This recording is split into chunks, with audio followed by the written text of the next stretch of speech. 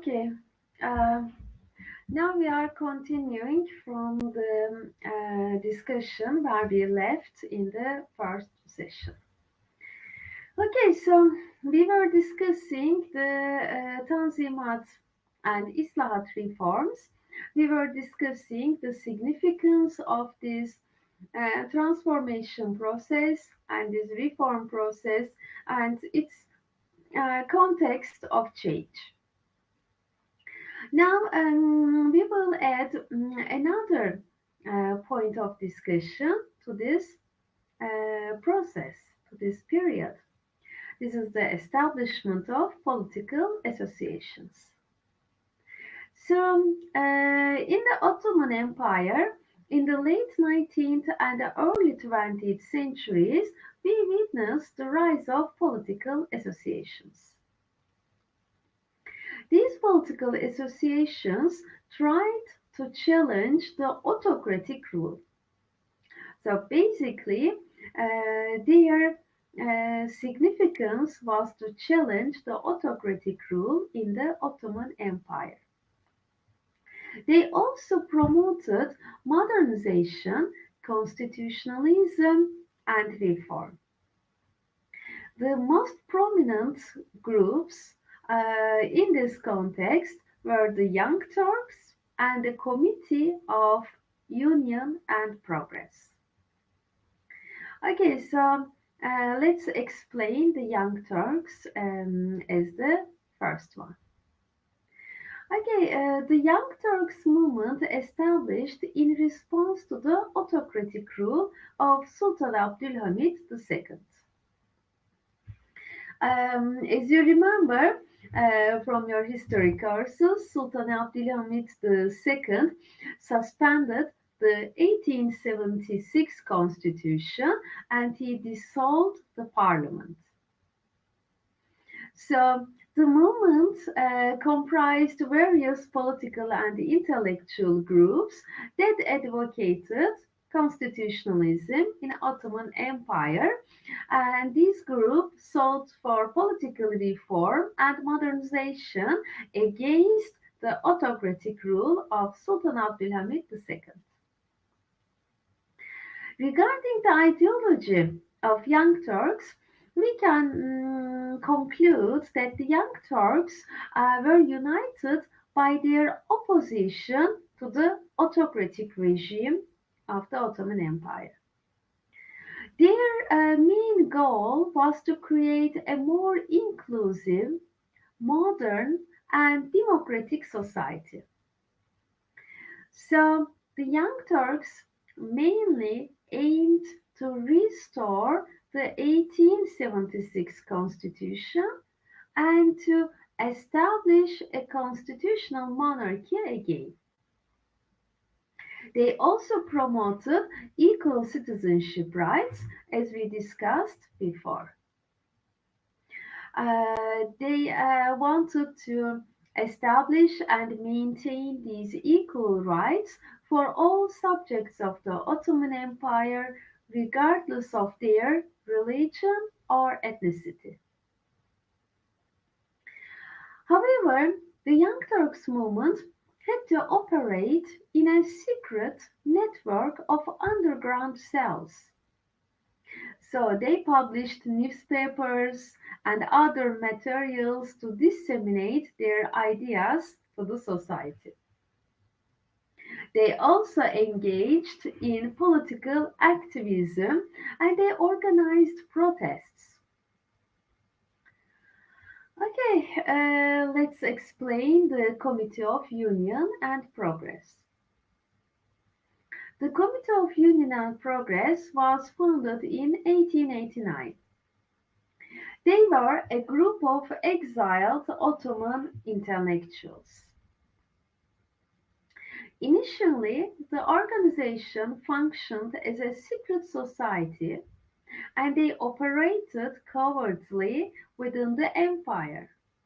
And they were also active in the diaspora in Europe. Initially, the Committee of Union and Progress shared the Young Turks' goal of restoring the 1876 constitution.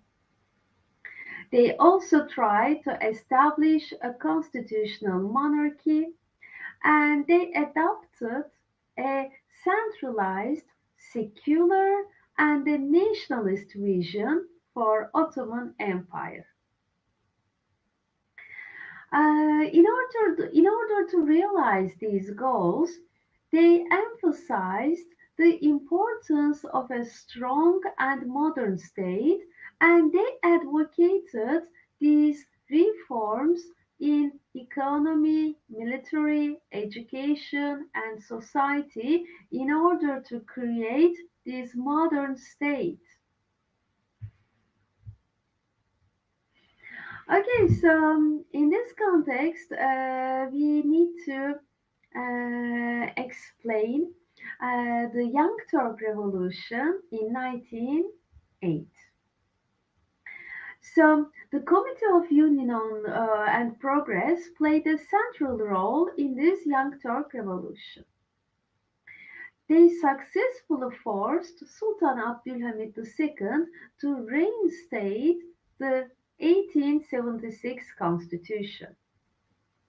So, as we said, their major goal was to reconvene the parliament and to re-establish the constitutional monarchy, and they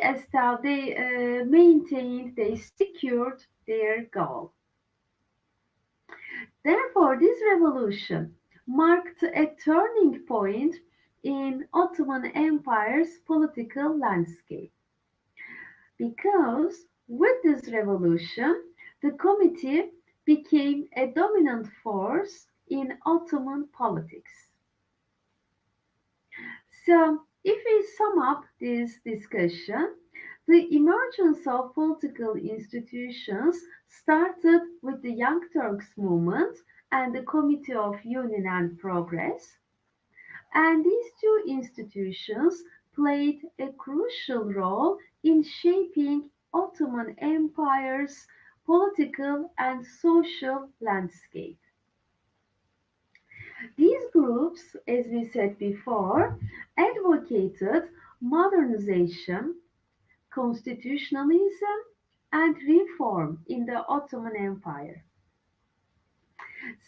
So, with such goals, they contributed to the decline of the autocratic rule and the rise of nationalism in Ottoman Empire.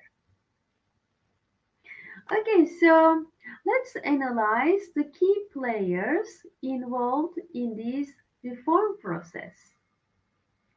So let's refer to the players and their role in this reform process.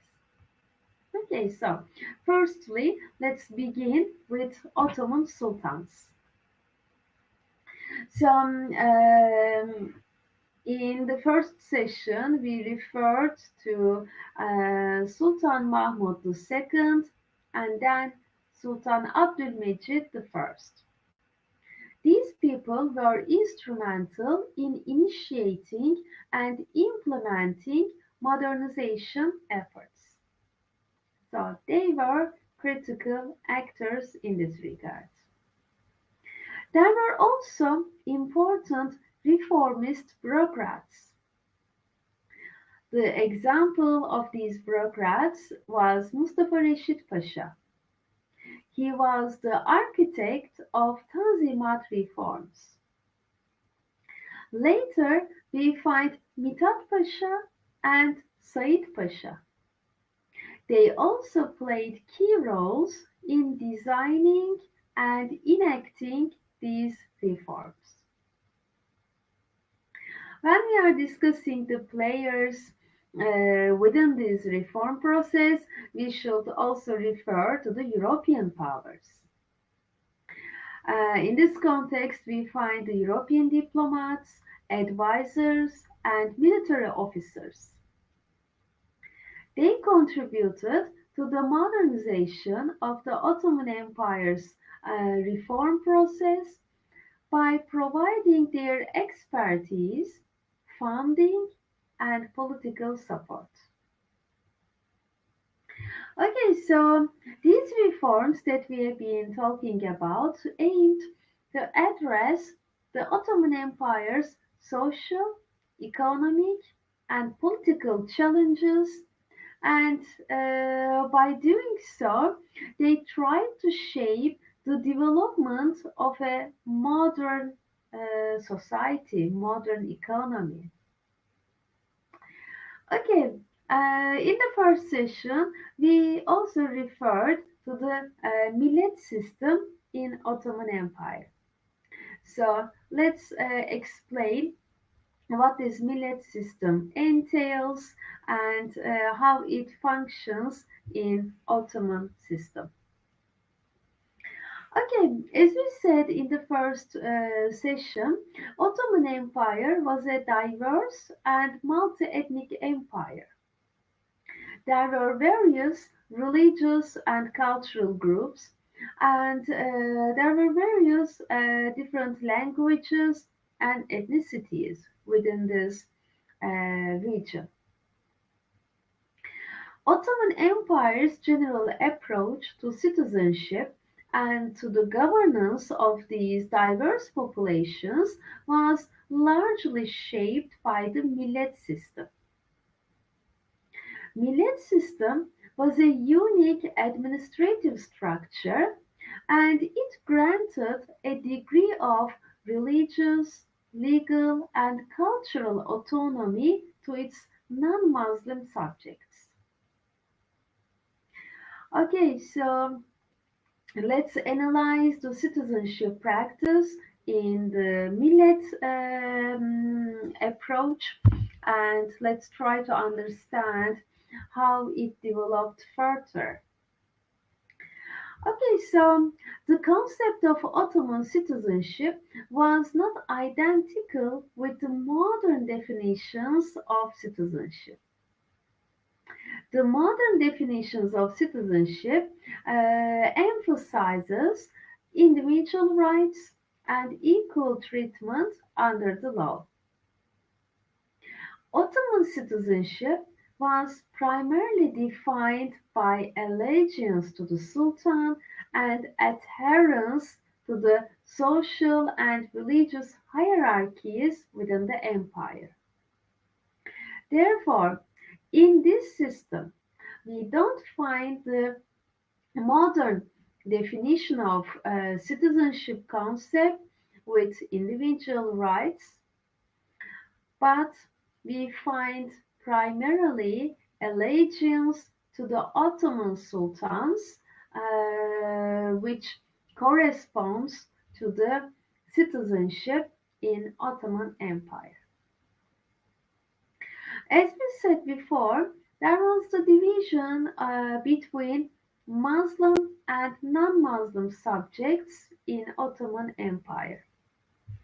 So Ottoman society was a divided one. While Muslim subjects enjoyed certain privileges and they were subject to the Islamic law, the non-Muslim subjects were governed under the millet system. So this system granted the non-Muslim subjects a degree of autonomy in exchange for their loyalty for the empire. They were also subjected to pay specific taxes. So this millet system included the non-Muslim subjects into Ottoman citizenship on these conditions. So the millet system allowed the non-Muslim religious communities to include in the empire to govern themselves in the matters of religion, education, and personal law. The origin of the term millet comes from Arabic word and it refers to a religious community or to nation. each millet in Ottoman system was led by a religious leader. That could be a patriarch or a chief rabbi or a bishop. It depended on the religions of these minority groups. So, if it is the Orthodox Christians, there was a patriarch for them. If it is the Jews, there should be a rabbi. If it is the Armenian Christians, there would be a bishop. Okay, so these religious leaders were responsible for administering their communities' religious institutions, schools, and courts. They also represented their community's interests to the Ottoman authorities. So, as you can see, in the structure of millet, we find the religious leaders who act as the representatives of these communities. The millet system provided several benefits to the Ottoman Empire. Firstly, this system contributed to the maintenance of social order. It also contributed the loyalty of non-Muslim subjects to the Sultan. It also reduced administrative burdens on the central government because it enabled certain degree of autonomy to the minority groups. However, the system also reinforced social divisions and hierarchies because the non-Muslim subjects were often subject to higher taxes and they had limited access to political power. So these were the basic advantages and disadvantages of the millet system. Okay, so let's consider the reform process of this millet system. How this system experienced transformation. We discussed until now the modernization of the Ottoman Empire during the 19th century. During this period, the traditional millet system also underwent significant changes.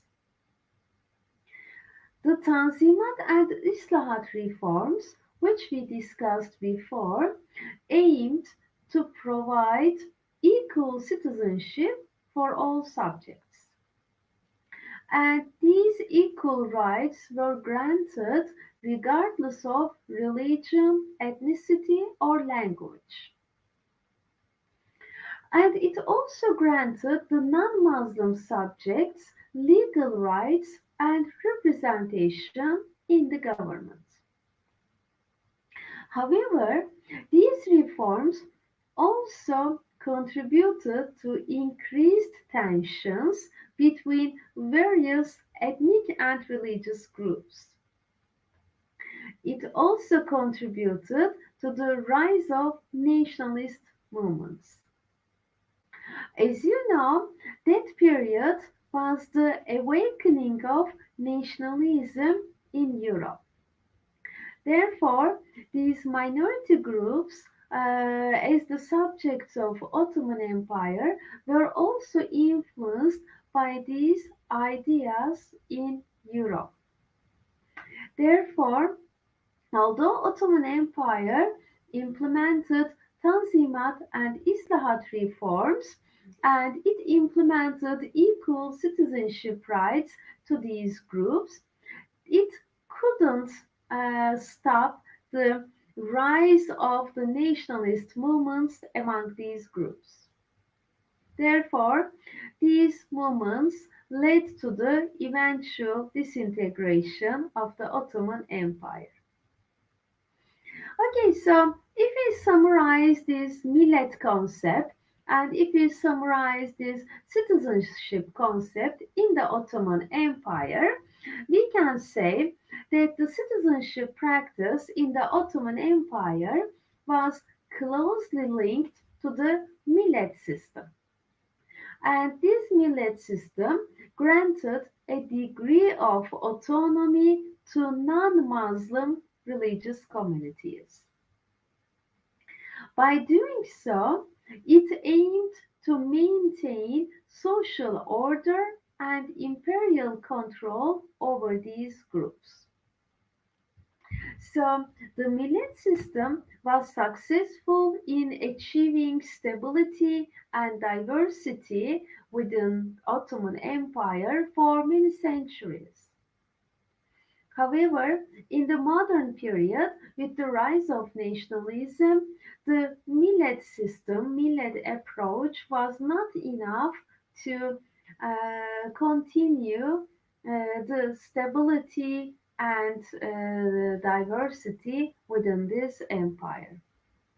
So the nationalism became the biggest challenge of that century, and it eventually led to the dissolution of the Ottoman Empire. Okay, so let's move on to another discussion in this context, which is also relevant to this reform process: patrimonialism. We need to explain this concept and we need to understand how Ottoman Empire moved away from this concept.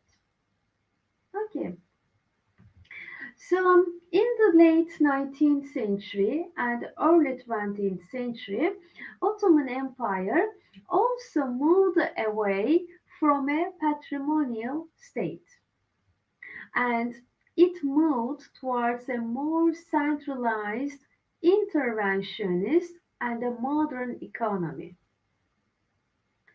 This shift was significant for Ottoman Empire's economy and it was influenced by a different set of factors.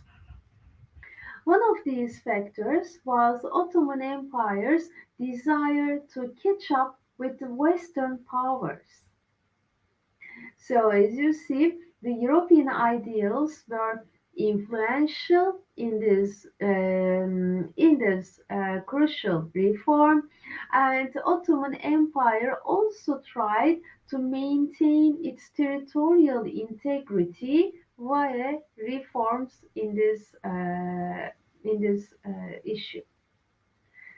Okay, so let's describe what do we mean by patrimonial state. In a patrimonial state, the political authority is based on personal relationships and personal loyalty. So, as we discussed before, in the Ottoman Empire, the loyalty was towards the Sultan. In a patrimonial state, we don't find formal institutions and legal rational principles having an important role on state administration. But in such a system, we find the main role of political authority and personal relationships with the leaders. So, the Ottoman Empire's traditional system of governance was based on this patrimonial structure. In this structure, we find Sultan who holds an absolute power. Therefore, loyalty to the Sultan was the basis of the patrimonial state in the Ottoman Empire.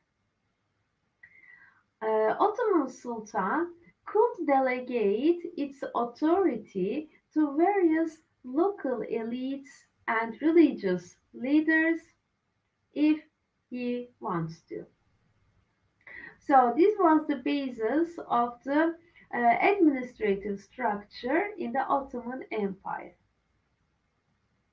However, during the transformation process, during this reform process, there were internal challenges and also external challenges over this administrative structure. The external pressures were coming from the European powers, as we said before, and the Ottoman Empire was also willing to embrace such new European ideals and to change its own internal structure. So we refer all these changes collectively as the Tanzimat and Islahat reforms during the 19th century. Okay, so through these reforms, Ottoman Empire moved towards a more centralized political authority, and they strengthened their bureaucracy and modernized the empire's legal, administrative, and military systems, as we referred before. So, in this reform process, we find the increased role of bureaucracy. The Ottoman bureaucracy played a significant role in this transformation. And in the shift from patrimonial administrative structure towards a more modern, centralized, and bureaucratic administrative structure, we find the adoption of European models of governance. This embracing of European ideals facilitated the transition of the Ottoman Empire's administrative structure into a more centralized and interventionist state structure. And this new structure was, in fact, more capable to manage the diverse population of the Ottoman Empire. By this way, this system was able to implement more reforms and achieve its goals in terms of modernization, centralization. Okay, now I want to introduce another discussion in terms of economic reforms. Previously, we mentioned that there were basically administrative reforms, military reforms, economic and social reforms, and reforms about citizenship rights. Now, let's talk about how Ottoman Empire tried to create a modern economy. Okay, so alongside the administrative and political reforms, the Ottoman Empire had to implement these economic reforms as well. Because, as we said before, Ottoman Empire had to modernize its economy in order to adopt the European principles of free trade, industrialization, and fiscal management. In this time period, industrialization was the key force of change in Europe. Ottoman Empire also recognized the need to adapt to this European industrialization process and also to take part in international trade. In order to do so, it needed to modernize its economic system. In this context, it had to invest in modern infrastructures. These were the railways, telegraph lines, as we talked before, and these would provide economic integration with Europe and industrialization in order to cooperate with the European powers. In this context, The Ottoman Empire also encouraged foreign investments and technology transfer. By means of technology transfer, it aimed to establish modern factories and industries. There's one more aspect in terms of economic reforms. This is the reform in terms of the fiscal and monetary structure. Ottoman Empire had to stabilize its finances and promote economic growth. With this aim, the empire implemented various fiscal and monetary reforms, and these included new taxes, establishment of a modern banking system, and also adoption of a standardized currency. Okay, so in this context, uh, we can analyze some of the bilateral trade treaties with the major European powers. These trade treaties enabled the free trade with the European powers, and it also enabled the economic modernization of the Ottoman Empire. One of them is the Anglo-Ottoman Commercial Treaty, which was signed in 1838. Okay, this treaty is also known as the Treaty of Balta. In Turkish history, this treaty is very important because of its role in the shaping of Ottoman Empire's transition towards a more modern economy. Okay, this Balta Treaty aimed to liberalize trade between the Ottoman Empire and the Great Britain. This treaty opened the way for economic modernization through increased commerce, foreign investment, and exposure to the European economic practices. Okay, so we need to understand the significance of Balta Treaty for the economic modernization of the Ottoman Empire. Okay, this treaty also facilitated free trade with Great Britain. Okay, so at the end of the 19th century, Ottoman Empire also faced increasing pressure from other European powers.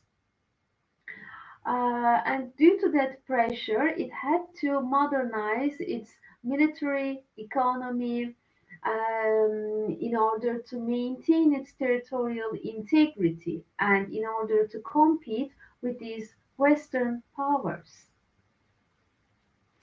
So, this Balta Treaty aimed to strengthen all these systems through increased trade and foreign investment with the Western powers. With Balta Treaty, Ottoman Empire was able to secure British support over its economy. Okay, so let's talk about trade liberalization in this context. We said that one of the major goals of Balta Treaty was to liberalize trade with the European powers. So, Balta Treaty significantly liberalized trade between the Ottoman Empire and the Great Britain by reducing tariffs on British goods. As you know, the protectionist measures to international trade are introduced in terms of tariffs and quotas on foreign goods. The Balta Treaty reduced the tariffs on British goods, and it also granted Britain the most favored nation status. This is an important status granted to third countries in the European Union as well. This most favored nation status allows the merchants from that country to trade freely within that structure. Therefore, as a result of this Baltiliman Treaty, British merchants became freer to trade with the Ottoman Empire, and this resulted in a substantial increase in the imports of British goods and services in Ottoman Empire. So, what would be the result of the influx of British goods and services within the Ottoman Empire? Certainly, the influx of these British goods in the Ottoman Empire exposed the empire to new technologies, new economic practices. Again, these new ideas and new practices facilitated Ottoman Empire's transition to a modern economy. So the basic goal was to facilitate such a modernization in economy, and Balta Treaty was successful in facilitating this transition. Therefore, the practices of free trade, industrialization, and fiscal management were introduced in the Ottoman Empire, and these new ideas promoted economic modernization. We also talked about the infrastructure development in this context. With Balta Treaty, there were more foreign investments in Ottoman Empire, and these foreign investments created or promoted industrial development. By this way, Ottoman Empire find it easier to diversify its economic base and to catch up with the Western powers in this context. We also said that Ottoman Empire implemented fiscal and monetary reforms by introducing new taxes and introducing a modern banking system. This also enabled a modern economy to be established in the Ottoman Empire. However, not all developments or progress create complete advantages. There are always problems associated with such reforms or developments. Let's talk about the problems associated with the Balta Treaty. Okay, first of all, Balta Treaty created a certain degree of economic dependency. We have already said that with this treaty, Ottoman Empire witnessed the influx of British goods and services. And the liberalization of trade with Britain enabled this influx. They were also cheaper than the domestic goods. So the local industries in Ottoman Empire were unable to compete with these goods. The result was trade deficits for Ottoman Empire. It also created a dependency over Great Britain for certain imported materials. The major problem about such a trade dependency is that it hinders the development of a self-sustained domestic industries.